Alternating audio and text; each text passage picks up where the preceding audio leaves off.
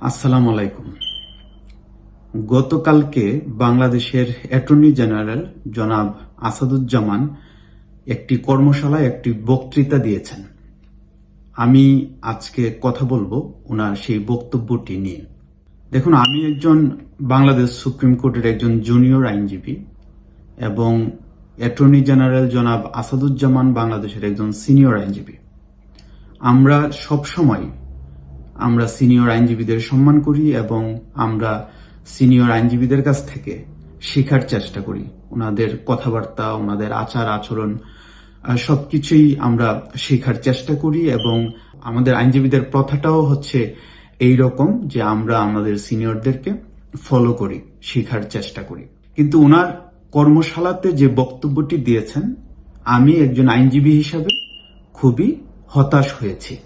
উনি বলেছেন যে আদালত বা বিচারকগণ যে একচ্ছত্র অধিকার ছিল জামিন দেওয়াটা, সেটা আর এখন নেই। মানে আগে আদালত জামিন দিবে কি দিবে না এটা আদালতের সিদ্ধান্ত ছিল, এটাই স্বাভাবিক ছিল এবং বর্তমানে এখন আদালত আর এটা করতে পারবেন না। উনি এমনটাই বলেছেন। এটা আসলে আরো যারা বিজ্ঞ আইনজীবী আছেন, আমি যদি ভুল হই আমাকে সংশোধন করবেন। এটা কত বড় থ্রেট ন্যায় বিচারের জন্য, বা একজন বিচারকের উপরে কত বড় একটা চাপ যে আপনারা জামিন দিতে পারবেন কি পারবেন না। এই সিদ্ধান্ত বিচারক মামলার নথিপত্র দেখে উনার যদি মনে হয় উনি জামিন দিবেন, উনার যদি মনে না হয় জামিন দেওয়ার মতো কোনো কারণ নেই, উনি জামিন দিবেন না। এইটা এখন 5 তারিখের আগে একরকম, 5 তারিখের আগে আরেক রকম হয়ে যাবে কেন? জামিনের বিষয়ে কি কোনো আইন চেঞ্জ হয়েছে? হয়নি। তাহলে কেন এমনটি হবে? তিনি উদাহরণস্বরূপ বলেছেন, আগে 5 তারিখের আগে যে সমস্ত গায়েবী মামলা হতো, সেই সমস্ত মামলায় আপনারা যেভাবে জামিন দিতেন, এই মামলাগুলোকে একইভাবে দেখা যাবে না। উনার এই কথাটির মধ্যে ইন্টারেস্টিংলি একটি বিষয় পরিষ্কার হয়েছে যে 5 তারিখের আগে বিচার বিভাগ স্বাধীন ছিল। আমরা যেই রিউমারগুলো ছড়ানো হতো বিচার বিভাগ স্বাধীন ছিল না, এটা তো মিথ্যা। কারণ আগে রাজনৈতিক মামলা, গায়েবী মামলা বলতে রাজনৈতিক মামলাগুলোকে বোঝানো হয়েছে, যেখানে গণহারে রাজনৈতিক নেতৃবৃন্দকে, কর্মীদেরকে মামলায় দেওয়া হতো, সেই মামলার কথা উনি বুঝিয়েছেন। তার মানে সেই মামলায় আগে জাজ সাহেবরা জামিন দিতেন। আর এখন এই ধরনের যে গায়েবী মামলা হচ্ছে, সেই সমস্ত মামলায় জামিন দেওয়া যাবে না।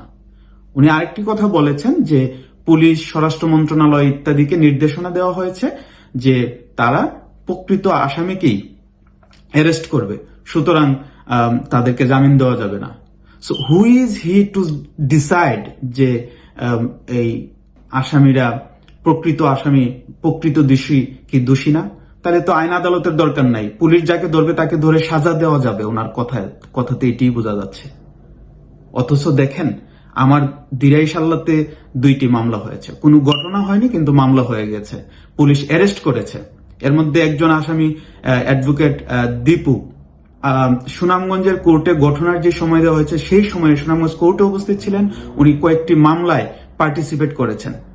সেই মানুষটিকে সুনামগঞ্জে গিয়ে অ্যারেস্ট করা হয়েছে সাল্লা থানার মামলায়। তো এখন তাকে আপনি জামিন দিতে না করছেন কেন?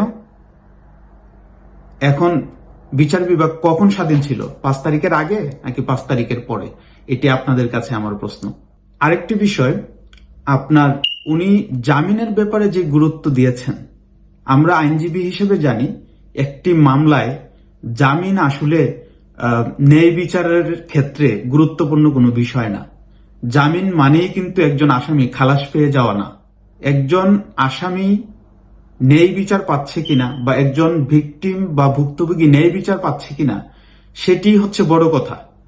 জামিন এত গুরুত্বপূর্ণ হওয়ার বিষয় নয় যে উনি জামিনকেই গুরুত্ব দিচ্ছেন।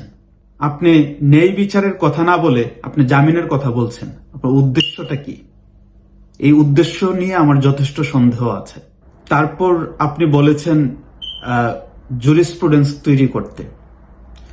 এটি আমি বুঝিনি এখন পর্যন্ত। আসলে আমি এখনো শিখিনি। কেউ যদি জানেন আমাকে জানাবেন যে নিম্ন আদালতের বিচারকরা কিভাবে জুরিসপ্রুডেন্স তৈরি করবেন। আপনার নিম্ন আদালতের বিচারকগণ কি আপনার বাংলাদেশের যে আইন আছে সে আইনের বাইরে গিয়ে জুরিসপ্রুডেন্স তৈরি করতে পারবেন বা আইনকে ব্যাখ্যা করতে পারবেন? পারবেন না আমার জানা মতে। তারপরে হচ্ছে বাংলাদেশ সুপ্রিম কোর্টের যে বিভিন্ন নির্দেশনা আছে, নিম্ন আদালত কি সেই সমস্ত নির্দেশনাগুলো অমান্য করে নতুন কিছু করতে পারবে? আমার জানা মতে পারবে না।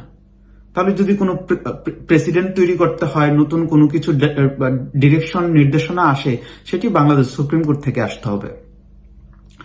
আর আইনের ব্যাখ্যাও সুপ্রিম কোর্টই করতে হবে, নিম্ন আদালত করতে পারবে না। আমার বুঝে আসেনি যে উনি কেন এই কথাগুলো বলে। তারপর আরেকটি কথা বলেছেন যে উনি সিন্ডিকেট ভেঙেছেন। আমার যতটুকু তথ্য আছে, ইনফরমেশন আছে, কোন সিন্ডিকেট উনি ভাঙতে পারেননি। সিন্ডিকেটের মতোই আছে। একই অনুষ্ঠানে আরেকজন অতিথি, বিশেষ অতিথি হিসেবে উপস্থিত ছিলেন, যে বর্তমান ওয়ারকামস ট্রাইব্যুনালের চিফ প্রসিকিউটর জনাব তাজুল ইসলাম পুলিশ প্রশাসন এবং বিচারকদের উদ্দেশ্যে বলেছেন, আপনাদেরকে সিদ্ধান্ত নিতে হবে আপনারা কাদের পক্ষে থাকবেন। আমি খুবই হতাশ ওনার বক্তব্যে। এইটা কেমন কথা হলো? পুলিশ প্রশাসন বিচারক ওনারা কি পক্ষ নেবেন একটা, নাকি ওনারা ন্যায় বিচার করবেন? ধরেন আমি অপরাধী, আমি অপরাধ করেছি, এই জন্য কি উনি অপরাধীর বিপক্ষে অবস্থান নেবেন? উনি তো ন্যায় বিচার করবেন। একজন অপরাধীরও তো ন্যায় বিচার পাওয়ার অধিকার আছে। এটা কেমন কথা হলো ভাই? সবাইকে ধন্যবাদ। আসসালামু আলাইকুম।